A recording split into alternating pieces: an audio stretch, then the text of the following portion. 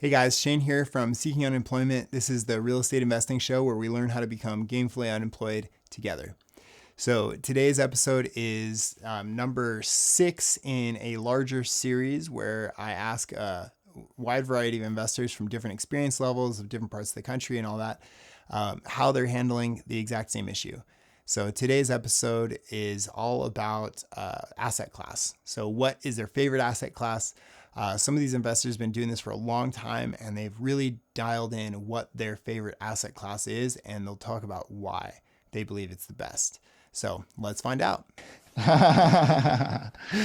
Yeah, class C minus to class C plus apartment buildings.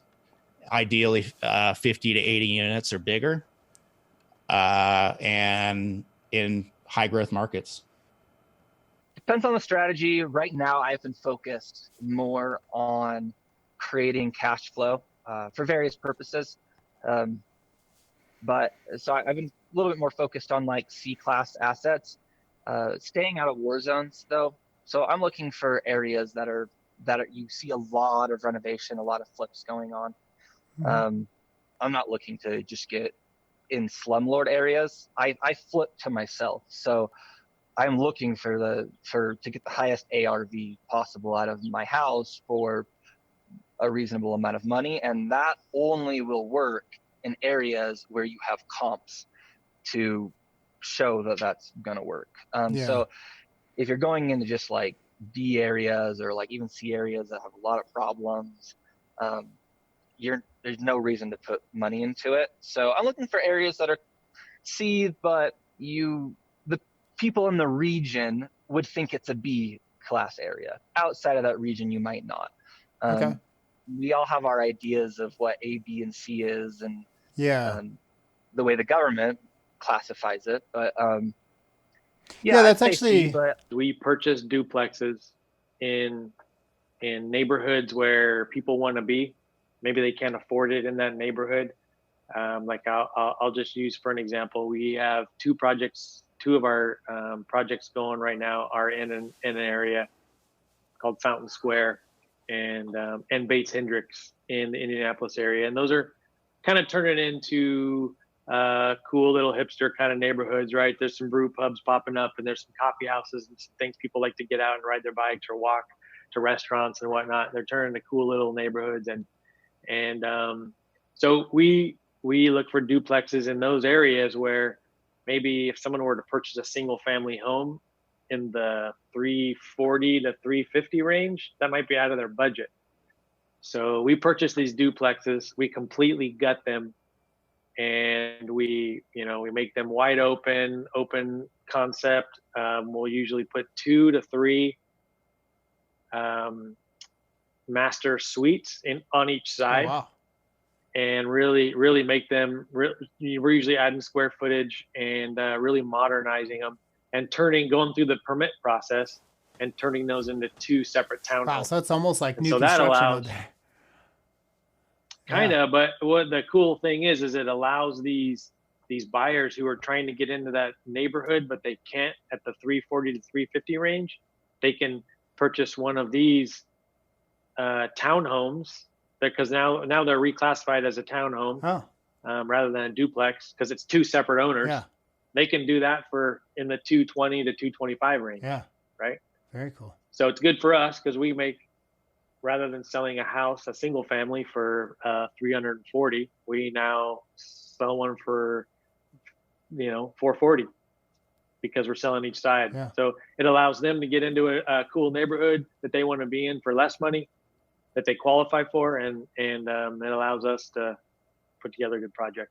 Cool. So the nice thing is a lot of investors kind of shy away from that niche because the permit process can be a little daunting, because you're completely changing it from one owner to 2. So you're resurveying it, you're doing an actual split with the city. It has to get approved. There's a public hearing. We have to do some neighborhood marketing. So we have to put notices out that we're doing it. We have to let everybody know we'll put a sign in our front yard, send out flyers. It's pretty detailed, but again, it's part of my team. We have a team team members that do that. That's all they handle. And so it works out pretty good for us. Cool. I love duplexes. I mean, I would say that I get really excited when I get a good duplex deal.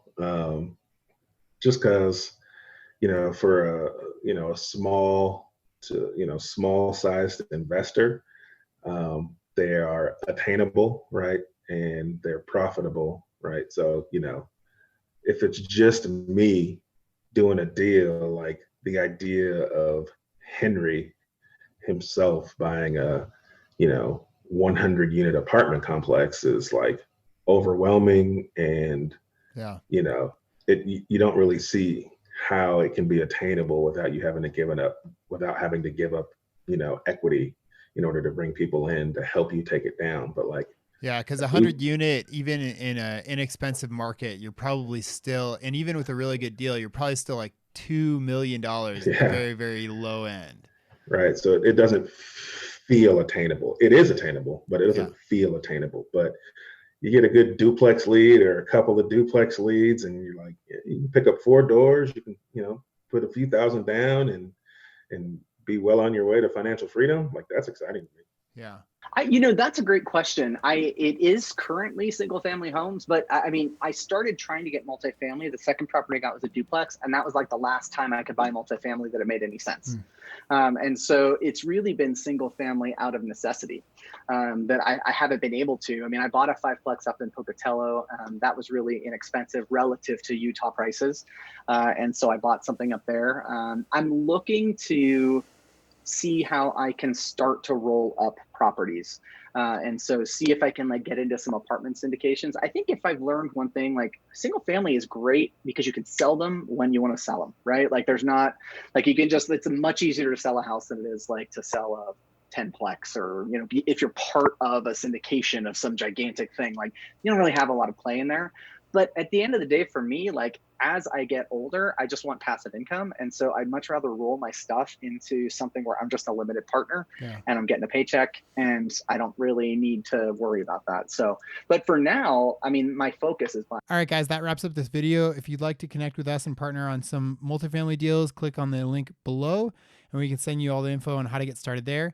If you'd like to check out the videos from the beginning of this playlist, click on this link right here. To check out the link that Google wants you to watch, click on this link right here.